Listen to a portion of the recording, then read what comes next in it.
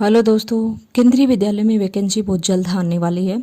I hope कि जो केंद्रीय विद्यालय में टीचर बनना चाहते हैं वो सभी तैयारी शुरू कर चुके हैं। अगर नहीं कर रहे हैं तो भी वो तैयारी अपनी शुरू कर दें, क्योंकि आपको पता है ये डायरेक्ट रिक्रूटमेंट होता है, चाहे वो पीआरटी हो, टीजीटी हो, पीजीटी के लेवल पे हो।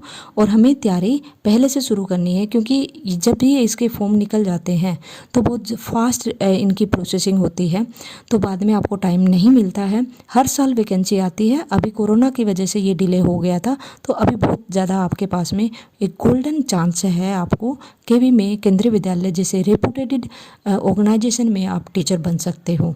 तो आज हम इसी कड़ी में बात करेंगे कि सब्जेक्ट वाइज हम बात करेंगे कि किस सब्जेक्ट की कैसे तैयारी करें। तो अभी हम बात करेंगे कि करंट अफेयर में केंद्रीय विद्यालय के एग्ज़ाम में तैयारी कैसे करें।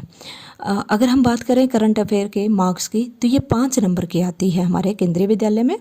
अलग अलग टीचर जो वैकेंसी है उनमें अलग अलग आती है। जैसे डीएसएसपी की बात करें तो उसमें 2 या 3 मार्क्स की आती है, और आईएएस में भी आता है वेटेज, उसमें ज़्यादा रहता है, जब ऑलमोस्ट 50% रहता है। तो हम टीचिंग की बात करें केंद्रीय विद्यालय की, तो 5 नंबर के क्वेश्चन हैं। तो इन्हीं 5 नंबर के क्वेश्चन को देख के हमें तैयारी करनी है, क्योंकि सबसे पहले आपको सिलेबस है आपका, वो सिलेबस आपको निकाल लेना है प्रिंट आउट।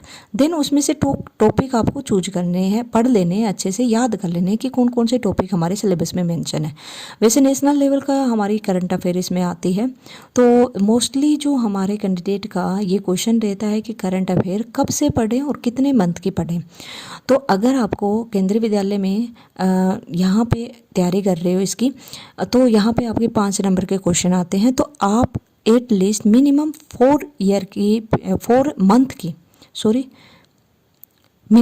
4 मंथ की आपको करंट अफेयर यहाँ पे पढ़नी है।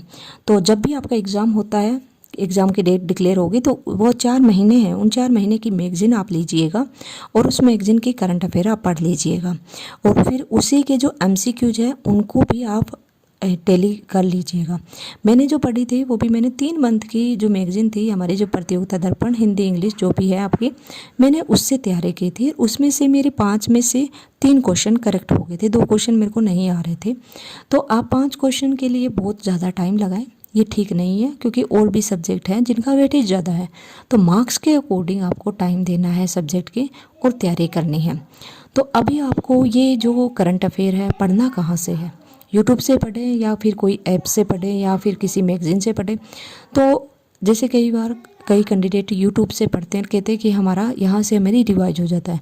पर मैं अगर आपको सजेस्ट करूँ, यूट्यूब की बजाय आप ये आपको हार्ड कॉपी होती है उनसे आप स्टडी कीजिए। चाहे तो मार्केट से इस प्रकार की मंथली जो ये मैगज़ीन आती है वो ले लीजिए, या फिर 3-4 महीने की जो मैगज़ीन आती है ये ले लीजिए, या फिर कहीं से भी आप कोचिंग के नोट्स हैं वो ले लीजिए, पर लेकिन हार्ड कॉपी से पढ़िएगा।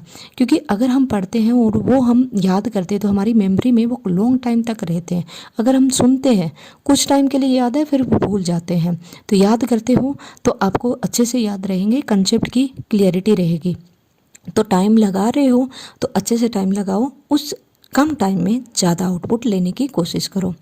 और कई बार ये होता है कि कुछ कैंडिडेट होते हैं कि हमें 6 महीने की मैगज़ीन से ये पढ़ना है।